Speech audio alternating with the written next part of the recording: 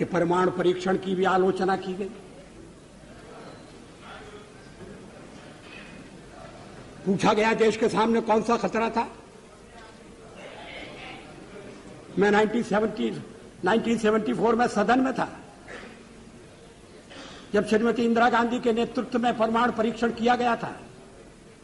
हमने उसका स्वागत किया था, प्रतिपक्ष में थे फिर भी स्वागत किया था, क्योंकि देश की रक्षा के लिए वो किया गया था। उस समय कौन सा खतरा था?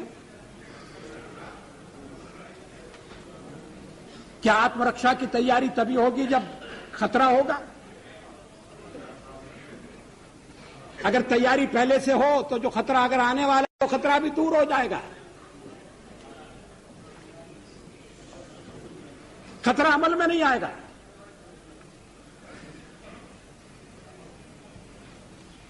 और इसीलिए हमने परमाणु परीक्षण करने का फैसला किया। हमारे कार्यक्रम का अंग है, उसमें लिखा हुआ है। कोई छुपी हुई बात नहीं थी, कोई रहस्य नहीं था।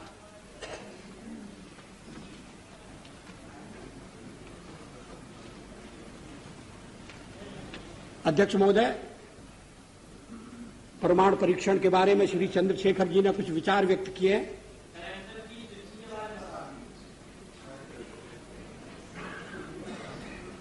मुझे खेद है कि मैं उनके विचारों से सहमत नहीं हो सकता। उनके चिंतन की एक विशिष्ट धारा है।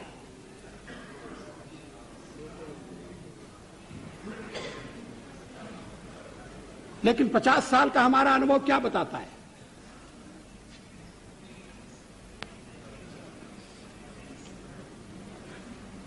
क्या रक्षा के मामले में हमें आत्मनिर्भर नहीं होना चाहिए?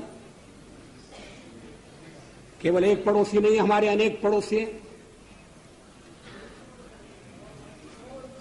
इस समय यूरोप में क्या हो रहा है वो एक चेतावनी है।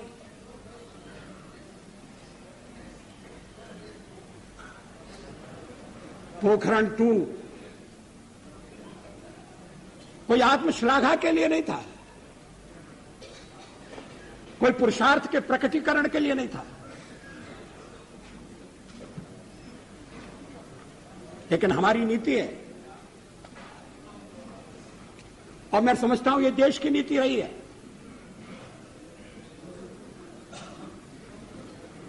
कि मिनिमम डिटरेंट होना चाहिए।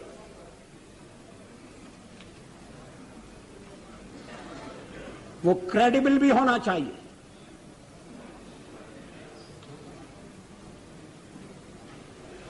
इसलिए परीक्षण का फैसला किया गया। उसके कारण कुछ कठिनाइयां आएंगी, हमें मालूम था, लेकिन देश उन कठिनाइयों का सफलतापूर्वक सामना करेगा, यह भी हमको विश्वास था और ऐसा ही हुआ। आर्थिक प्रतिबंध हमें आगे बढ़ने से नहीं रोक सके। रक्षा संबंधी फैसले करने से हमें विरत नहीं कर सके।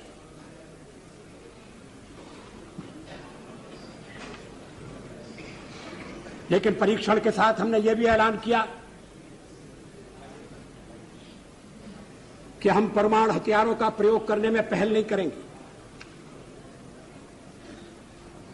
No first use.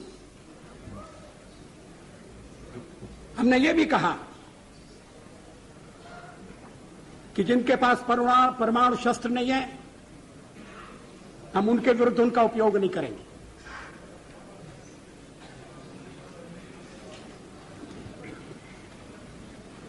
हमने परीक्षण बंद करने का भी ऐलान किया।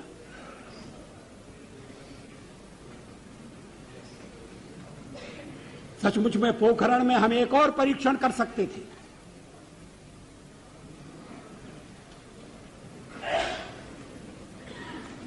लेकिन जब हमें लगा कि वैज्ञानिक तकाजा पूरा हो गया है तो उस परीक्षण को हमने छोड़ दिया।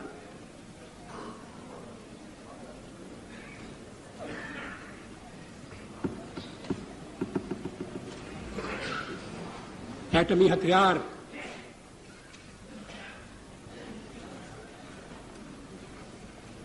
रक्षा के लिए भी हो सकते हैं।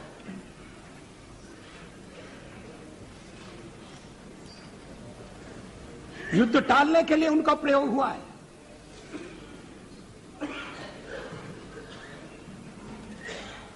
इतने वर्षों तक यूरोप में शांति रही, दो शिविरों में बटे हुए विश्व में युद्ध नहीं हुआ। इसके मूल में कहीं न कहीं ये बात थी कि शक्ति संतुलन है और इसलिए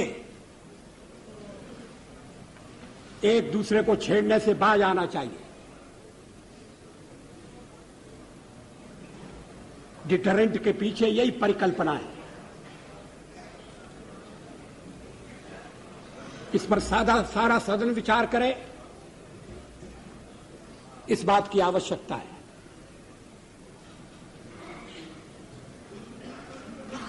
आलोचना तो अग्नि 2 की भी हुई है।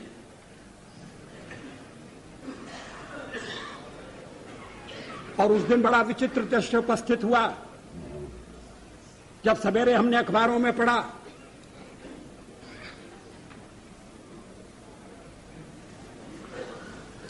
कि हमारे एक पुराने मित्र ने, हमारी एक पुरानी मित्र ने हमारे ऊपर दोषारोपण किया कि हम दबाव में आ गए हैं, इसलिए अग्नि 2 का परीक्षण रोक दिया गया है। और उसी समय परीक्षण हो चुका था और अग्निशिखा अपने गंतव्य की ओर दौड़ रही थी। अगर उस दिन हम परीक्षण न करते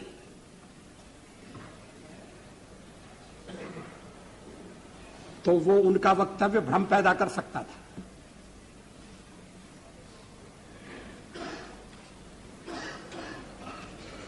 विदेशों में भी भ्रांति उत्पन्न कर सकता था।